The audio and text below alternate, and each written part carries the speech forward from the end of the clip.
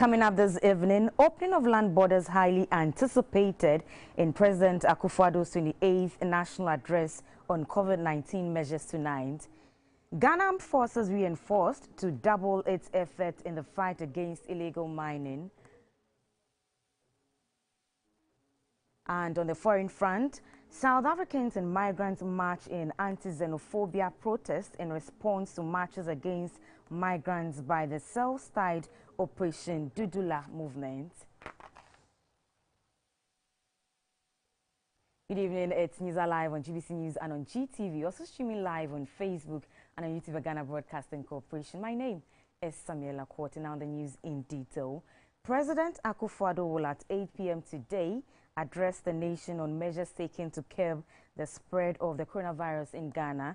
President Akufo-Addo's address is the 28th since the outbreak of coronavirus in the country. Ghana, as of March 24, 2022, had 71 active cases of COVID-19 and had administered over 13 million vaccine doses. One of the anticipated announcements include the easing of restrictions at the country's land borders after they were closed on March 22, 2020. In that address, the president suggested the need for Ghana's borders to be closed. Consequently, he ordered the closure of Ghana's land, sea and air borders to human traffic effective midnight 22nd March 2020. The air borders were later opened on September 1, 2020 and subsequently the sea borders. Following the decline in COVID-19 cases, citizens, particularly those along the borders, have asked for it to be reopened.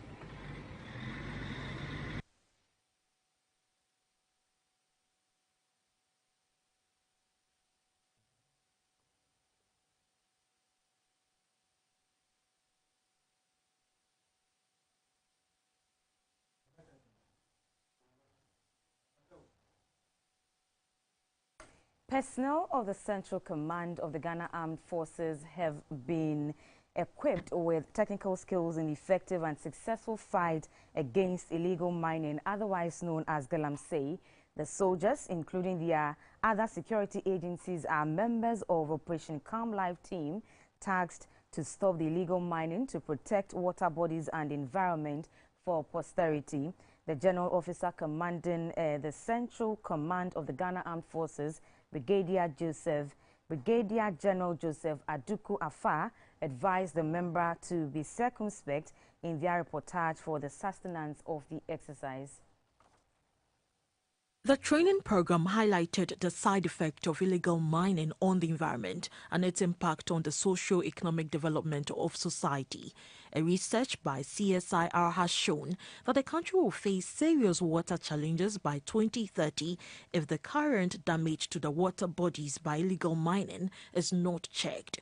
A research scientist at the Ghana Armed Forces, Lieutenant Colonel Nyamado, said it will cost the government more than $400 million to treat water contaminated with heavy metal before consumption. Currently, we have about 33% of our communities relying on groundwater, per the recent survey done in Accra. 33%. So if we decide to integrate that, imagine our population is 30%. Then we are saying that all things, we are looking at 10 million people coming into contact with this heavy metal. The General Officer commanding the Central Command of the Ghana Armed Forces, Brigadier General Joseph Aduku Afar, appealed to the media to continue to assist the security in the fight against galamsey. To our media partners, I wish to acknowledge your continuous support for this just cause by being with us today as well.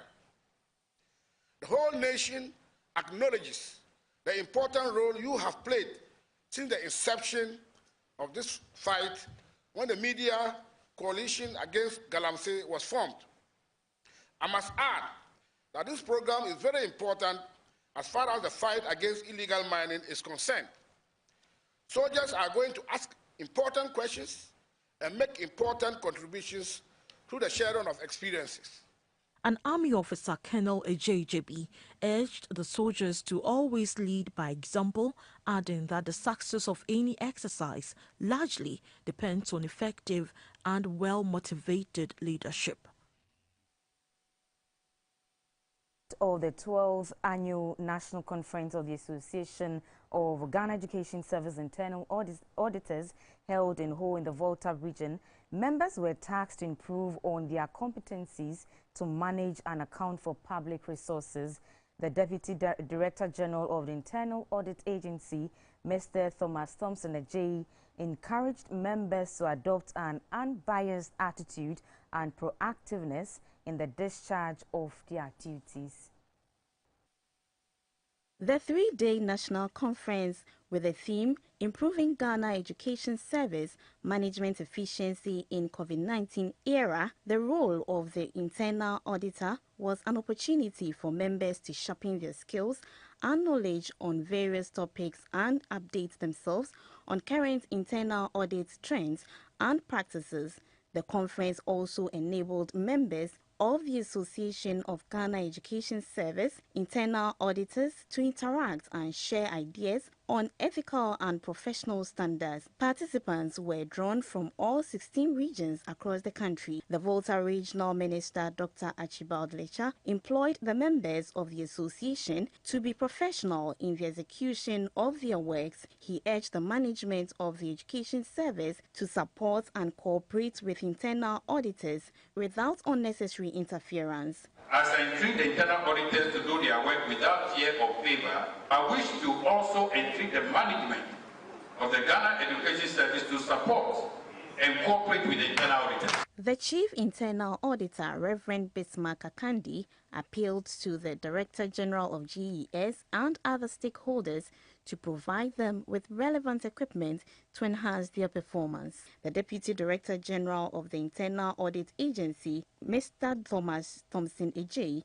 said a proposal has been submitted to the government to consider consolidating public internal audit resources under the agency. According to him, when this is considered and the Internal Audit Service Act is passed, all public sector internal auditors will be brought under the control of the Internal Audit Agency to improve their operations while ensuring the independence of internal auditors in the discharge of their functions. In order to ensure the independence of the internal audit units, the Internal Audit Agency has submitted a proposal to government to consolidate public internal audit resources under the agency.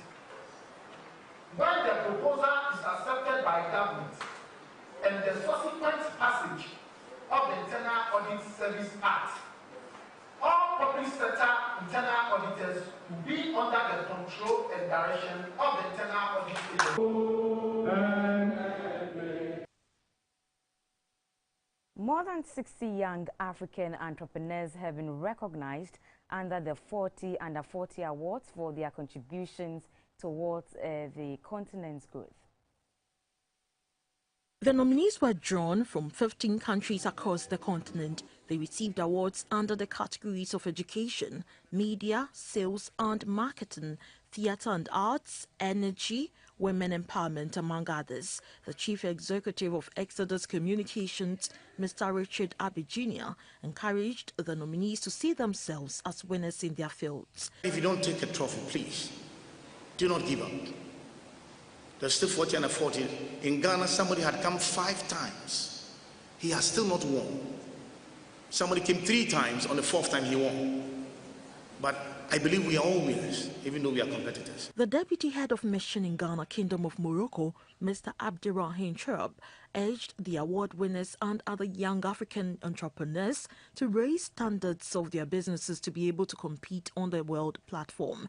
The Deputy Minister for Tourism, Arts and Culture, Mr. Marco Krekomante, encouraged the youth, especially Ghanaians, to take advantage of opportunities the tourism industry provides. Bernard Kofi Bonaparte, a Ghanaian, picked an award for the Social Enterprise category. He advised his colleagues to strive for more successes. Mrs. Janet Tayo Faremi of Nigeria, who won the Sales and Marketing category, hoped Africa will have better leaders who will create opportunities for the youth. For Mary Ben Omolo of Kenya, who pegged for women empowerment, her next project is to network and empower young single mothers in a can-do spirit across Africa.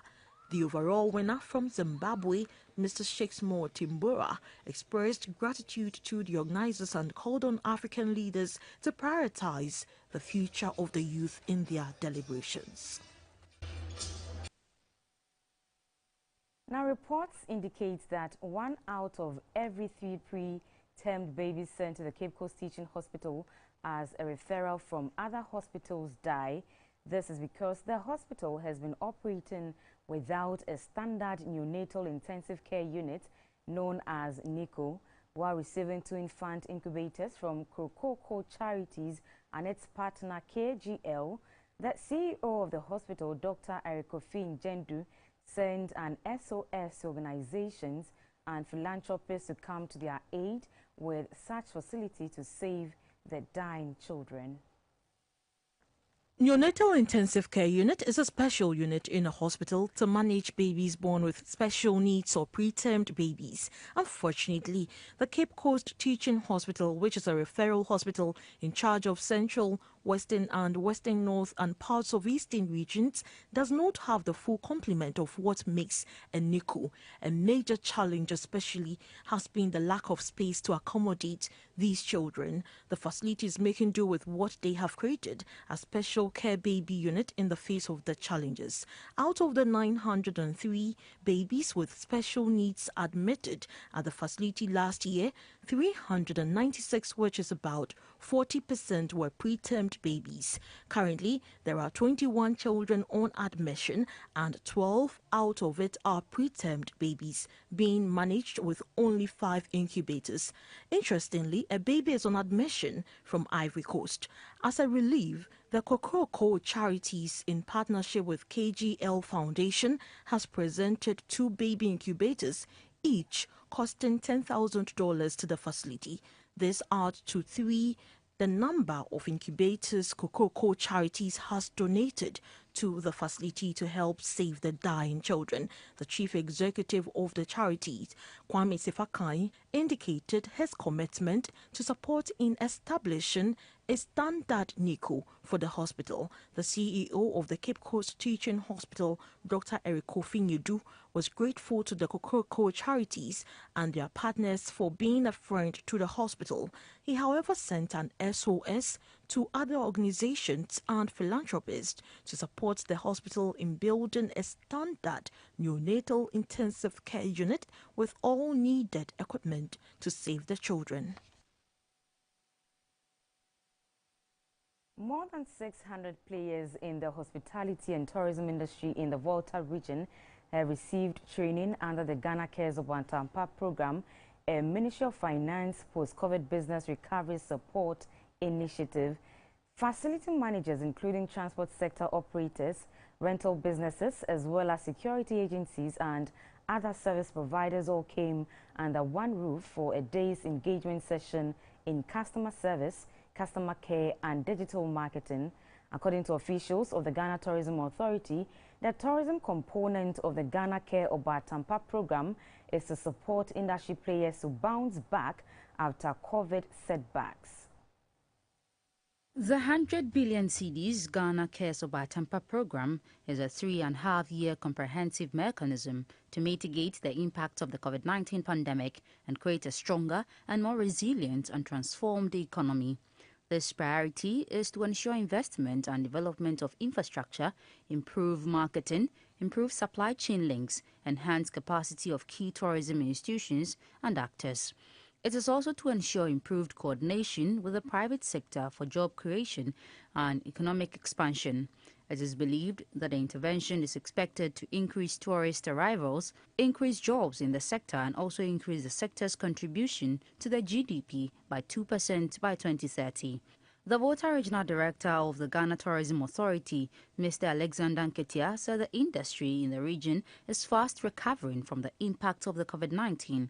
He was hopeful that such engagement will be instituted at the zonal levels to benefit more stakeholders. It's a Ministry of Finance program aimed at resuscitating and revamping COVID-ravaged economies for industries, with the aim of helping to build up. We understand that COVID, a lot of people were laid off, most of our business closed down and all that. So how do we revitalize, how do we upgrade our skills so that we can better enjoy or take advantage of the systems that are opening now? The engagement session saw facility managers, transport sector operators, rental businesses, as well as security agencies and other service providers all coming under one roof for a day's deliberations in customer service, customer care, and digital marketing, all led by experts. Some participants spoke to GBC News. Never taking the customer as a king, but today I know the customer is a key.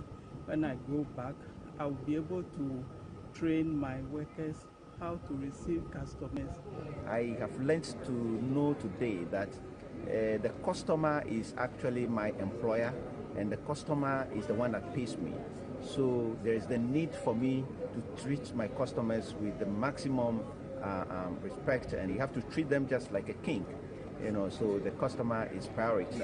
Every part of our daily lives is part of tourism, and so I encourage even chop bar operators. I encourage commercial transport operators like the trotros they should provide good service to their clients so that they can break in more money from the work they do. You're watching News Live on GBC News and on GTV. At Edeba to wrap up activities marking the 95th anniversary of the Achimota School on Saturday in Accra, a former Deputy Finance Minister under Kufuor's administration and old student, Dr. Samuel Ninoy Ashon, said there is a need for a new curricula for secondary education to meet current demands.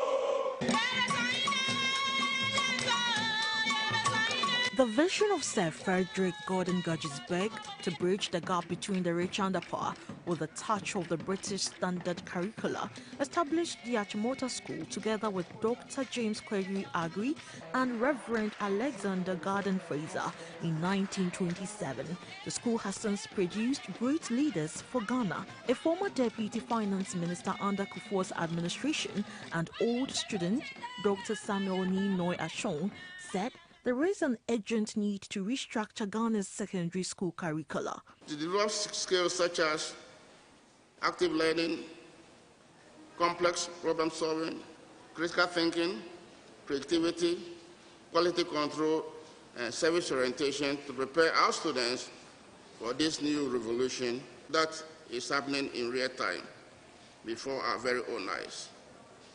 This we must necessarily do even as we deepen the emphasis on STEM education. The headmistress of the school, Mrs. Marjorie Afeni, said the school does not only focus on academics but works to instill a sense of the Ghanaian culture in its students. It is a must every student who passes through Achimota should go through this, both the academics and the tradition. It's leadership, and that is what Achimota stands for. The 1997 year group have engaged Google Ghana to provide the school with a specific classroom space for virtual teaching and learning after networking the whole school with fiber optic cables for faster internet connectivity. The theme for the anniversary is sustaining the new face of education through digitalization.